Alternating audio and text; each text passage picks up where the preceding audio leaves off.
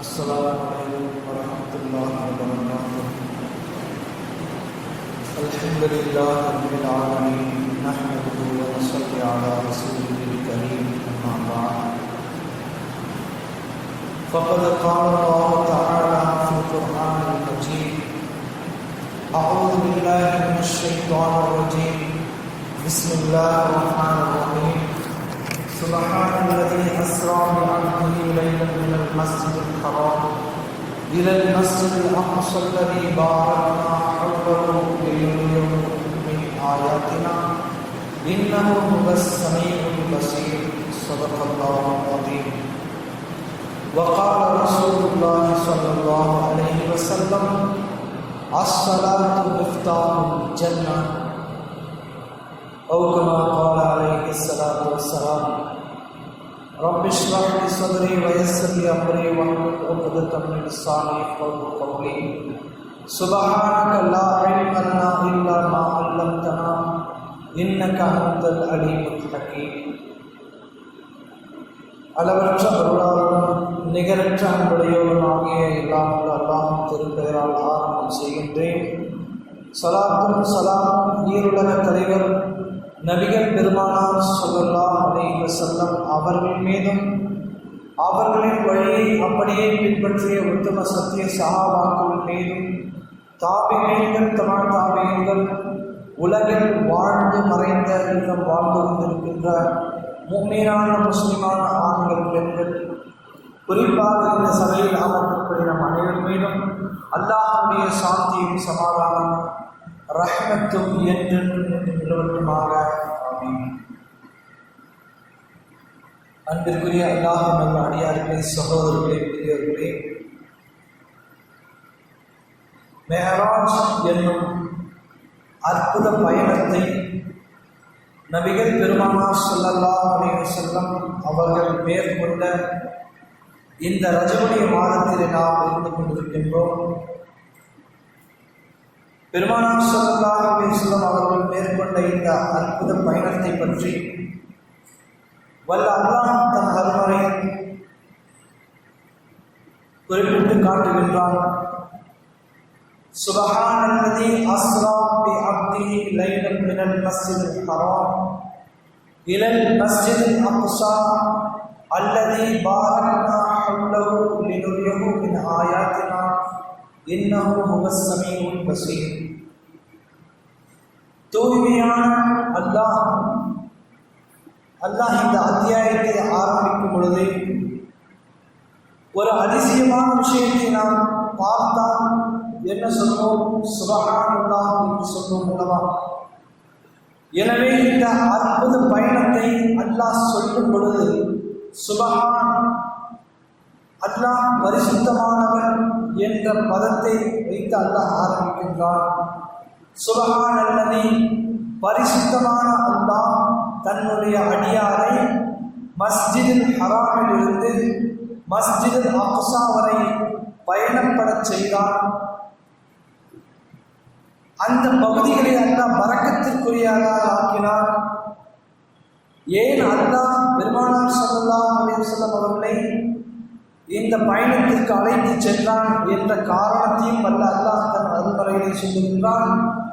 லினுரியஹு மின் ஆயாத்தினா, தன்னுடைய அத்தாட்சிகளை பெருமானார் ஸல்லல்லாஹு அலைஹி வஸல்லம் அவர்களுக்கு காட்டுவதற்காக மெஹராஜ் என்ற அந்த பயணத்தை அல்லாஹ்வுடைய கட்டளையோடு அல்லாஹ் ஏற்பாடு செய்து ஹஸரத் ஜிப்ரீல் அலைஹிஸ்ஸலாம் அவர்கள் மூலமாக அல்லாஹ் அழைத்து சென்றான் என்று சொல்லிவிட்டு அந்த அத்தியாயத்துடைய கடைசியை அல்லாஹ் இப்படி முடிக்கின்றான்.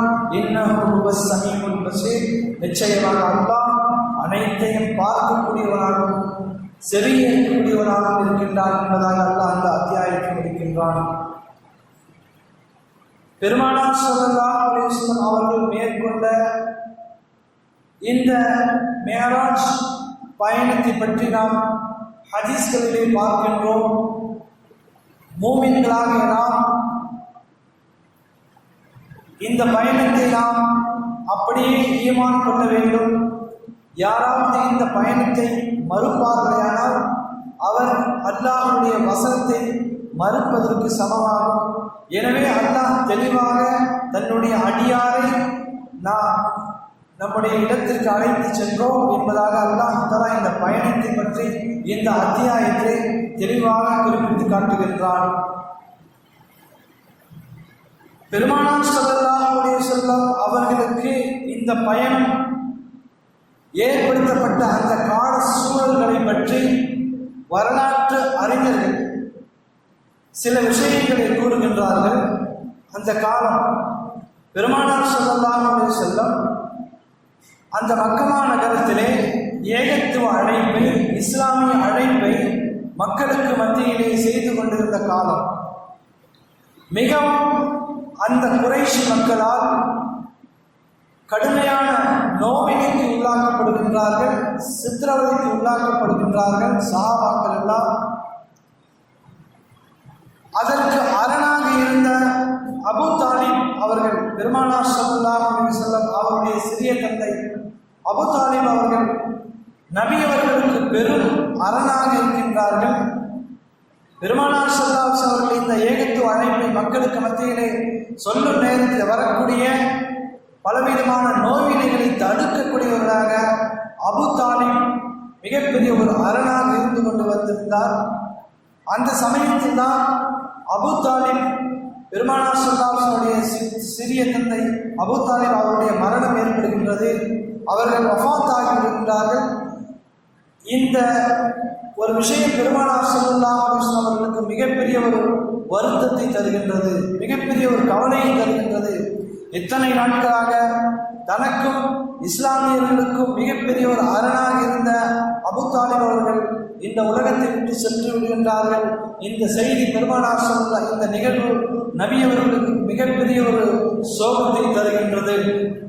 அதைத் தொடர்ந்து இந்த தீனுக்காக பெருமானார் ஸல்லல்லாஹு அலைஹி வஸல்லம் அவர்களுக்கு மிகப்பெரும் ஒத்தாசையாகவும் மிகப்பெரிய ஒரு ஆறுதலாகவும் இருந்த அன்னை கதீஜா ரலியல்லாஹு தஆலா அவர்கள், பெருமானார் ஸல்லல்லாஹு அலைஹி வஸல்லம் அவர்கள் மனைவி ஹஜ்ரத் கதீஜா ரலியல்லாஹு தஆலா அவர்கள் மிகப்பெரிய ஒரு ஆறுதலாகவும் தீனுக்கு பெருமானார் ஸல்லல்லாஹு அலைஹி வஸல்லம் அவர்களுக்கு உதவியாக இருந்தார். பெருமானார் ஸல்லல்லாஹு அலைஹி வஸல்லம் அவருடைய மனைவியார் அன்னை கதீஜா ரலியல்லாஹு அவர்களும் அந்த சமயத்திலே வஃபாத் ஆகிவிடுகின்றார்கள். பெருமானார் ஸல்லல்லாஹு அலைஹி வஸல்லம் அவர்கள் மிகவும் சொல்லலாம் துயரத்திற்கும் கவலைக்கும் உள்ளாகுகின்றார்கள்.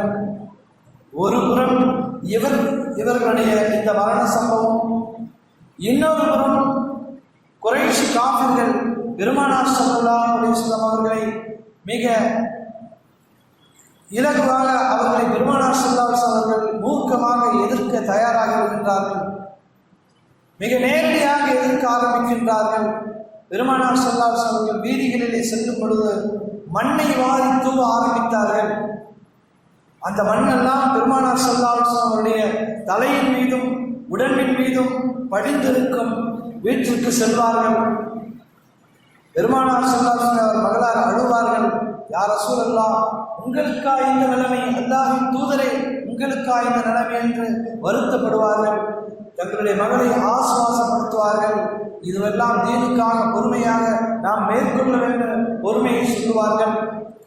பெருமானார் ஸல்லல்லாஹு அலைஹி வஸல்லம் ஒரு தடவை மக்கமா நகரத்தில் மக்காவிலே ஹரம் ஷரீஃபிலே தொழுது கொண்டிருக்கும் பொழுது, சஜிதாவிலே இருக்கும் பொழுது ஒட்டக கழிவுகளை கொண்டு வந்து எதிரிகள் பெருமானார் ஸல்லல்லாஹு அலைஹி வஸல்லம் முதுகிலே வைக்கின்றார்கள். நபி அவர்கள் சஜிதாவிலிருந்து எழ முடியாதவர்கள் மிகவும் கஷ்டத்திலே ஆளுகின்றார்கள். மிகவும் கஷ்டத்திலே அவர்களுக்கு ஏற்படுகின்றது. அந்த நேரத்தில் அங்கே ஃபாத்திமா ரலியல்லாஹு அவர்கள் அந்த உள்ளே வந்து பெருமானார் ஸல்லல்லாஹு அலைஹி வஸல்லம் முதுகிலே இருந்த அந்த கழிவுகளை எல்லாம் அகற்றிவிட்டு சொல்லுகின்றார்கள், யா ரசூலல்லாஹ், உங்களுக்கு இந்த எதிரிகள் இவ்வளவு பெரிய துன்பத்தையும் துயரத்தையும் கொடுக்கின்றார்களே, இவர்களுக்கு நீங்கள் பத்துவா செய்து விடலாமே, இவர்களுக்கு சாபமிட்டு விடலாமே என்று நபிகள் பெருமானார் ஸல்லல்லாஹு அலைஹி வஸல்லம் மகளார் ஃபாத்திமா ரலியல்லாஹு அன்ஹா அவர்கள் சொல்லும் பொழுது கூட நபி அவர்கள் சொன்ன அழகிய வார்த்தை இதுதான், மகளே பொறுமையாக இரு, அமைதியாக இரு, அல்லாஹ் நம்முடன் இருக்கின்றான். அல்லாஹ் இந்த தீனை இதற்காக நாம் பொறுமை மேற்கொண்டோம் என்று சொன்னால், தீனுக்காக வேண்டி நாம் பொறுமையாக இருந்தோம் என்று சொன்னால், அல்லாஹ் இந்த தீனை முழு உலகத்திற்கும் கொண்டு செல்வான். பொறுமையாக இருந்த தங்களுடைய மகளை ஆசுவாசப்படுத்தி அமைதிப்படுத்தினார்கள் நபிகள் பெருமானார் ஸல்லல்லாஹு அலைஹி வஸல்லம். பெருமானார் ஸல்லல்லாஹு அலைஹி வஸல்லம் அவர்கள் சரி, மக்காவில் தான் யாரும் இந்த தீனுல் இஸ்லாத்தை ஏற்க மறுக்கின்றார்கள், தங்களுக்கு தொல்லைகளும் துன்பங்களும் கொடுக்கின்றார்கள் என்று சொல்லி மக்காவிலிருந்து 60 மைல் தூரமாக இருக்கக்கூடிய தாயிஃப் நகரத்துக்கு செல்லுகின்றார்கள் பெருமானார் ஸல்லல்லாஹு அலைஹி வஸல்லம் அவர்கள். அங்கு சென்றாவது இந்த தீனுல் இஸ்லாத்தை எத்தி வைக்கலாமே என்பதாக. ஆனால் அங்கும் நிலைமை இவ்வாறு தான் இருந்தது. அங்கு சகீஃப் கிளையினர் என்ற அந்த கோத்திரத்தார்களை தலைவர்களை சந்திக்கின்றார்கள். 3 தலைவர்களை சந்திக்கின்றார்கள். முதல் தலைவரை சந்திக்கின்றார்கள். இந்த தீனுல் இஸ்லாத்தை ஏற்கும்படி அவருக்கு தாவத் கொடுக்கின்றார்கள், அழைப்பு கொடுக்கின்றார்கள். பெருமானார் ஸல்லல்லாஹு அலைஹி வஸல்லம் அவருடைய தாவத்தை அழைப்பை ஏற்காதது மட்டுமல்லாமல் மிகவும் சொல்லால் கடுமையான வார்த்தைகளை பெருமானார் ஸல்லல்லாஹு அலைஹி வஸல்லம் மீது அவர்கள் எறிகின்றார்கள். அதிலே ஒருவன் சொன்னான், நான் அல்லாஹ்விடத்திலே காபத்துல்லாவிலே சென்று நான் திரையை பிடித்து உலுக்குவேன் உங்களை நபியாக அனுப்பியதற்கு என்பதாக அந்த எதிரி பெருமானார் ஸல்லல்லாஹு அலைஹி வஸல்லம் முகத்திற்கு நேராக சொல்லுகின்றான். உங்களை நபியாக அனுப்பியதற்கு அல்லாஹ்விடத்தில் நான் முறையிடுவேன், காபத்துல்லாவுடைய சிலை அந்த திரையை பிடித்து நான் உடுக்குவேன் என்பதாக பெருமானார் ஸல்லல்லாஹு அலைஹி வஸல்லம் முகத்திற்கு நேராக சொல்லுகின்றான். மற்றொருவன் சொல்லுகின்றான், உங்களை தவிர நபியாக அனுப்புவதற்கு வேற யாரும் ஆள் கிடைக்கலையா?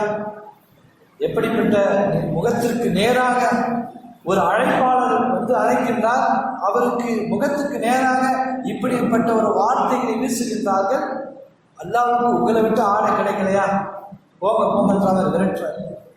இன்னொருத்தர் போய் சந்திக்கிறார். அவர் உங்களை பார்க்கவே நான் விரும்பல, இங்கிருந்து போங்க. சொல்லால் மட்டுமல்ல, பெருமானார் ஸல்லல்லாஹு அலைஹி வஸல்லம் அவர்களுக்கு 10 நாள் அந்த தாயிஃப் நகரத்திலே உழைப்பு செய்கின்றார்கள், அழைப்பு பணியை செய்கின்றார்கள். சிறுவர்களை ஏவி விட்டு கல்லால் அடிக்க சொல்லுகின்றார்கள். இவர் ஒரு பைத்தியக்காரர், இவரை கல்லால் அடியுங்கள் என்று சிறுவர்களை ஏறிவிட்டு கல்லால் அடிக்கப்படுகின்றது. பெருமானார் ஸல்லல்லாஹு அலைஹி வஸல்லம் அவர்கள் அந்த நகரத்தை விட்டு தாயிஃப் நகரத்தை விட்டு வெளியே வருகின்றார்கள். முகம் முழுக்க ரத்தம் வழிந்த நிலையிலே வெளியே வருகின்றார்கள் பெருமானார் ஸல்லல்லாஹு அலைஹி வஸல்லம் அவர்கள்.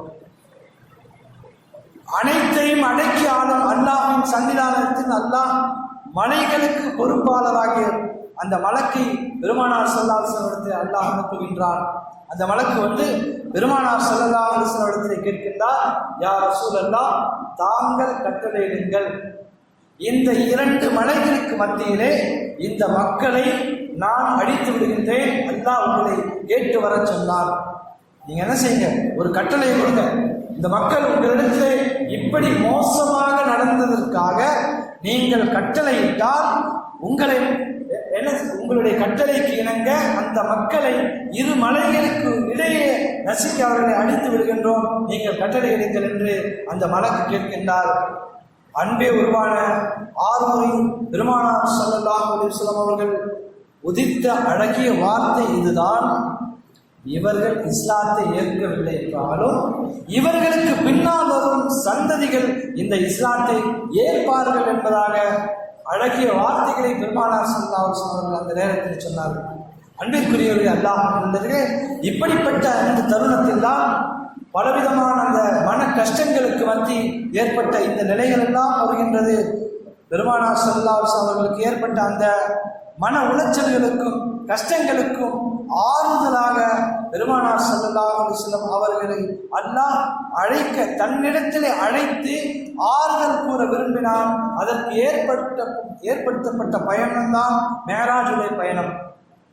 இந்த பயணத்திலே அல்லாஹ் தஆலா பெருமானார் ஸல்லல்லாஹு அலைஹி வஸல்லம் அவர்களை தன்னிடத்தில் அல்லாஹ் நேரடியாக அழைத்து 7 வானங்களை கடந்து தன்னுடைய அர்ஷ் வரை அல்லாஹ் அழைத்து அல்லாஹ்வுடைய அத்தாட்சிகளை அவர்களுக்கு காட்டப்பட்டு சொர்க்கம் நரகம் காட்டப்பட்டு தொழுகையை அல்லாஹ் கொடுத்து அனுப்பிய அந்த ஒரு பயணம்தான் இந்த மேராஜுடைய பயணம். பெருமானார் ஸல்லல்லாஹு அலைஹி வஸல்லம் அவர்களை ஹஜ்ரத் ஜிப்ரீல் அலைஹிஸ்ஸலாம் அவர்கள் மக்காவிற்கு அழைத்து செல்கின்றார்கள். அழைத்து ஒரு மிகப்பெரிய ஒரு தொலைவில் இருக்கக்கூடிய மஸ்ஜித் அக்ஸா என்ற அந்த மஸ்ஜித் வரை அழைத்து செல்கின்றார்கள். அங்கிருந்து புராக் என்ற ஒரு வாகனத்தை ஹதீஸிலே பார்க்கின்றோம். அந்த வாகனம் மிகவும் வேகமாக செல்லக்கூடிய அந்த வாகனத்திலே பெருமானார் ஸல்லல்லாஹு அலைஹி வஸல்லம் அவர்களை அந்த மஸ்ஜிதுல் அக்ஸாவில் இருந்து அதற்கு முன்பாக நபிமார்கள் அனைவர்களுக்கும் பெருமானார் ஸல்லல்லாஹு அலைஹி வஸல்லம் அவர்கள் தொட வைக்கின்றார்கள். அனைத்து உலகில் வந்த அனைத்து நபிமார்களுக்கும் பெருமானார் ஸல்லல்லாஹு அலைஹி வஸல்லம் இமாமத்து செய்கின்றார்கள். 2 ரக்காத் தொட வைக்கின்றார்கள். பெருமானார் ஸல்லல்லாஹு அலைஹி வஸல்லம் அங்கிருந்து அல்லாஹ்வுடைய அர்ஷ் வரை 7 வானங்களை கடந்து அழைத்து செல்லப்படுகின்றார்கள். அந்த சமயத்தில் தான் பெருமானார் ஸல்லல்லாஹு அலைஹி வஸல்லம் இதயம், அதாவது வயிற்று பகுதியில் விளக்கப்பட்டு பெருமானார் ஸல்லல்லாஹு அலைஹி வஸல்லம் இதயத்தை வெளியில எடுத்து ஜம்சம் தண்ணீரால் கழுவப்பட்டு மீண்டும் அதே இடத்தில் வைக்கப்பட்டது. அந்த நேரத்திலே பெருமானார் ஸல்லல்லாஹு அலைஹி வஸல்லம் சொன்னார்கள், என்னுடைய இதயம் ஈமானாலும் ஹிக்மத்தாலும் நுண்ணறிவாலும் நிரப்பப்பட்டது என்பதாக பெருமானார் ஸல்லல்லாஹு அலைஹி வஸல்லம் சொன்னார்கள். அதுவெல்லாம் நாம் ஈமான் கொள்ள வேண்டியது கட்டாயமாக இருக்கின்றது. அன்பிற்குரியவர்களே, பெருமானார் ஸல்லல்லாஹு அலைஹி வஸல்லம் அவர்கள் இந்த உலகத்திலிருந்து புராக் என்ற வாகனத்தின் மூலம் அல்லாஹ்வுடைய இடத்திற்கு அழைத்து செல்லப்படுகின்றார்கள். ஹஜ்ரத் ஜிப்ரீல் அலைஹிஸ்ஸலாம் அவர்கள் புராக் என்ற வாகனத்தின் மூலமாக அழைத்து செல்கின்றார்கள். ஒரே ஒரு இரவில் முதல் வானத்தை சென்றடைகின்றார்கள். மிக வேகத்திலே முதல் வானத்திற்கு சென்ற பெருமானார் ஸல்லல்லாஹு அலைஹி வஸல்லம் அவர்களும் ஜிப்ரீல் அலைஹிஸ்ஸலாம் அவர்களும் கதவை தட்டுகின்றார்கள். ஜிப்ரீல் அலைஹிஸ்ஸலாம் அவர்கள் கதவை தட்டுகின்றார்கள். உள்ளே இருந்து குரல் கேட்கின்றது, யார்? ஜிப்ரீல் அலைஹிஸ்ஸலாம், ஜிப்ரீல் வந்திருக்கின்றேன். உங்களுடன் யார் வந்திருக்கின்றார்? முஹம்மது நபி ஸல்லல்லாஹு அலைஹி வஸல்லம் அவர்கள் வந்திருக்கின்றார்கள். அழைத்து வரும்படி கட்டளை இடப்பட்டிருக்கின்றதா? ஆம், வாருங்கள். கதவு திறக்கப்படுகின்றது. உங்களுடைய வரவு நல்வரவாகட்டும் என்பதாக சொல்லப்பட்டு பெருமானார் ஸல்லல்லாஹு அலைஹி வஸல்லம் அவர்களை அங்கு உள்ளே வரவேற்கப்படுகின்றது. முதல் வானத்திலே ஹஜ்ரத் ஆதம் அலைஹிஸ்ஸலாம் அவர்களை சந்திக்கின்றார்கள். ஆதம் அலைஹிஸ்ஸலாம் அவர்களை சந்தித்தவுடன் பெருமானார் ஸல்லல்லாஹு அலைஹி வஸல்லம் அவர்கள் சலாம் சொல்லுகின்றார்கள். அந்த சலாத்திற்கு ஆதம் அலைஹிஸ்ஸலாம் அவர்களும் பதில் சொல்லுகின்றார்கள், வாருங்கள் என் மகனே, உங்கள் மீது அல்லாஹ்வுடைய சாந்தியும் சமாதானம் உண்டாகட்டும், சலாமை உரைக்கின்றார்கள். மீண்டும் அங்கிருந்து 2வது வானத்திற்கு அழைத்து செல்லப்படுகின்றார்கள். மீண்டும் கதவு தட்டப்படுகின்றது. மலக்குகள் கதவை திறக்கின்றார்கள், வரவேற்கின்றார்கள். 2வது வானத்திலே யஹ்யா அலைஹிஸ்ஸலாம் அவர்களையும் ஈசா அலைஹிஸ்ஸலாம் அவர்களையும் பார்க்கின்றார்கள். சலாம் சொல்லுகின்றார்கள். அவர்களும் பதில் சலாம் சொல்கின்றார்கள், வரவேற்கின்றார்கள். பிறகு 3ஆம் வானத்திற்கு அழைத்து செல்லப்படுகின்றது. பெருமானார் ஸல்லல்லாஹு அலைஹி வஸல்லம் அவர்களை அங்கு யூசுப் அலைஹிஸ்ஸலாம் அவர்களை பார்த்து சலாம் சொல்கின்றார்கள், அவரும் வரவேற்கின்றார். 4வது வானத்திற்கு பிறகு அழைத்து செல்லப்படுகின்றார்கள். அங்கு இத்ரீஸ் அலைஹிஸ்ஸலாம் அவர்களை சந்திக்கின்றார்கள். அவர்கள் பெருமானார் ஸல்லல்லாஹு அலைஹி வஸல்லம் சலாம் சொல்ல அவர்களும் பதில் சலாம் சொல்லி அவரை நபி அவர்களை வரவேற்கின்றார்கள். பிறகு 5ஆம் வானத்திற்கு பெருமானார் ஸல்லல்லாஹு அலைஹி வஸல்லம் அவர்கள் அழைத்து செல்லப்படுகின்றார்கள். அங்கு ஹாரூன் அலைஹிஸ்ஸலாம் அவர்களை சந்திக்கின்றார்கள். நபி அவர்கள் சலாம் கூற ஹாரூன் அலைஹிஸ்ஸலாம் அவர்கள் பதில் சலாம் சொல்லி வரவேற்கின்றார்கள். பிறகு 6வது வானத்திலே மூசா அலைஹிஸ்ஸலாம் அவர்களை சந்திக்கின்றார்கள். நபி அவர்கள் மூசா அலைஹிஸ்ஸலாம் அவர்களுக்கு சலாம் சொல்லுகின்றார்கள். மூசா அலைஹிஸ்ஸலாம் அவர்கள் பதில் சலாம் சொல்லி பெருமானார் ஸல்லல்லாஹு அலைஹி வஸல்லம் அவர்களை வரவேற்கின்றார்கள். பிறகு 7வது வானத்திலே செல்லுகின்றார்கள். ஹஜ்ரத் ஜிப்ரீல் அலைஹிஸ்ஸலாம் அவர்கள் பெருமானார் ஸல்லல்லாஹு அலைஹி வஸல்லம் அவர்கள் 7வது வானத்திற்கு அழைத்து செல்லுகின்றார்கள். அங்கே இப்ராஹிம் அலைஹிஸ்ஸலாம் அவர்களை சந்தித்து சலாம் சொல்லுகின்றார்கள். அவர்களும் பதில் சலாம் சொல்லி பெருமானார் ஸல்லல்லாஹு அலைஹி வஸல்லம் அவர்களை வரவேற்கின்றார்கள். பெருமானார் ஸல்லல்லாஹு அலைஹி வஸல்லம் அவர்கள் ஒரே ஒரு இரவிலே 7 வானத்தை கடந்து அல்லாஹ்வுடைய அர்ஷுக்கு சென்று விட்டார்கள். அல்லாஹ் இங்கு சொல்லுகின்றான், ஏன் என்னுடைய அடியாரை தன்னுடைய இடத்திற்கு அழைத்து சென்றோம் என்று அல்லாஹ் குர்ஆனில் சொல்லும் பொழுது, லினுரியஹு மின் ஆயாத்தினா, தன்னுடைய அத்தாட்சிகளை பெருமானார் ஸல்லல்லாஹு அலைஹி வஸல்லம் அவர்களுக்கு நேரடியாக காட்ட வேண்டும் என்பதற்காக நபி அவர்களை அல்லாஹ் அழைத்து சென்றார். உலகத்தில் நமக்கெல்லாம் சொல்லிக் கொடுத்தது யாருங்க? சொர்க்கம் இருக்கிறது என்பதையும் நரகம் இருக்கின்றது என்பதையும், சொர்க்கத்திலே சுகமோகமாக இருப்பதையும் நரகத்திலே வேதனைப்படுவதையும் நமக்கெல்லாம் சொல்லிக் கொடுத்தது யார் என்று சொன்னால் பெருமானார் ஸல்லல்லாஹு அலைஹி வஸல்லம் அவர்கள் தான் தங்களுடைய கண்களால் பார்த்து வந்துவிட்டு இங்கு சொன்னார். அல்லாஹ் எனவே பெருமானார் ஸல்லல்லாஹு அலைஹி வஸல்லம் அவர்களை அழைத்து இந்த செய்தியை என்ன சொல்லுகின்றான், சொல்லுகின்றான். சரி, அல்லாஹ்வுடைய அத்தாட்சிகளை அங்கு பார்க்கின்றார்கள். அதற்கு பிறகு அல்லாஹ்வுடைய அர்ஷ் வரை பெருமானார் ஸல்லல்லாஹு அலைஹி அவர்கள் சென்று விடுகின்றார்கள். ஜிப்ரீல் அலைஹிஸ்ஸலாம் அவர்கள் பின்னால் சென்று விடுகின்றார்கள். அந்த நேரத்திலே அல்லாஹ்விடத்திலே சென்று அவர்கள் அல்லாஹ்வுடைய கட்டளைகளை வாங்கி கொண்டு வருகின்றார்கள். அல்லாஹ்வுடைய அர்ஷுக்கு சென்று விட்டார்கள். பெருமானார் ஸல்லல்லாஹு அலைஹி வஸல்லம் அங்கு சென்று அல்லாஹ் தஆலா பெருமானாரை சந்தித்து 50 நேர தொழுகைகளை அல்லாஹ் தஆலா கட்டளையாக கொடுத்து இந்த உலகத்திற்கு அனுப்புகின்றார். எத்தனை வேளைங்க? 50 வேளைங்க. 50 நேர தொழுகையை கடமையாக ஆக்கி அல்லாஹ் தஆலா பெருமானார் ஸல்லல்லாஹு அலைஹி வஸல்லம் என்ன செய்யுங்க, இதை போய் உங்களுடைய உம்மத்துக்கு கொடுங்க 50 நேர தொழுகையை. கொஞ்சம் யோசிச்சு பாருங்க. இன்னைக்கு நமக்கு இன்னைக்கு எத்தனை வேலை தொழுகை கடமை? 5 வேலை தான். 50 வேலை. இந்த 5 வேலை தொழுகை நம்மளால தொழ முடியுதா? அது மூசா அலைஹிஸ்ஸலாம் அவர்களுக்கு தெரிந்து விட்டது. திரும்ப வருகின்றார்கள். பெருமானார் ஸல்லல்லாஹு அலைஹி வஸல்லம் 50 நேர தொழுகையை வாங்கி கொண்டு திரும்ப வருகின்றார்கள். மூசா அலைஹிஸ்ஸலாம் அவர்கள் இடைமறித்து, என்ன வாங்கிட்டு வந்தீங்க?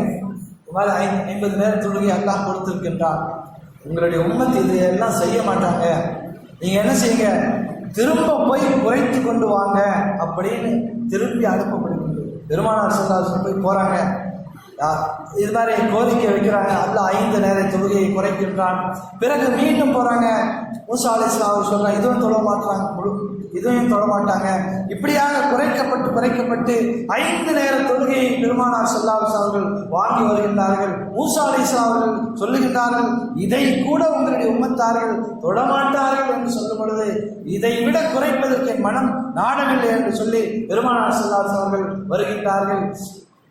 பெருமானார் ஸல்லல்லாஹு அலைஹி வஸல்லம் இந்த மேராஜுடைய பயணம் முடிந்து விடுகின்றது.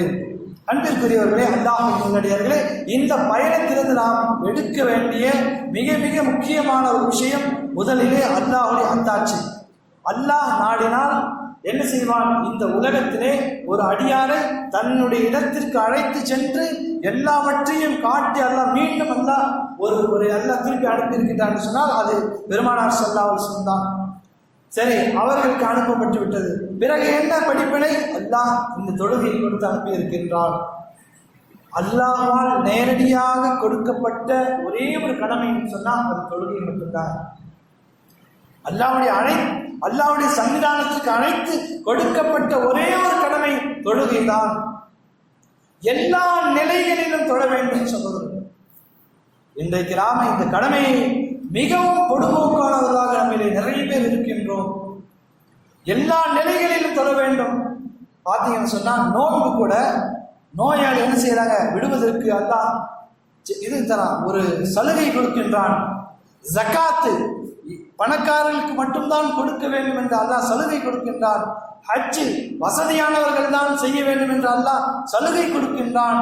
ஆனால் தொழுகையை எல்லோரையும் நிறைவேற்ற வேண்டும் என்று அல்லாஹ் கட்டளை இருக்கின்றான். எப்படிப்பட்ட நிலையிலங்க? உங்களால நின்று தொழ முடியலையா, உட்கார்ந்து தொழுவுங்க. உட்கார்ந்து தொழ முடியலையா, படுத்து தொழுங்க.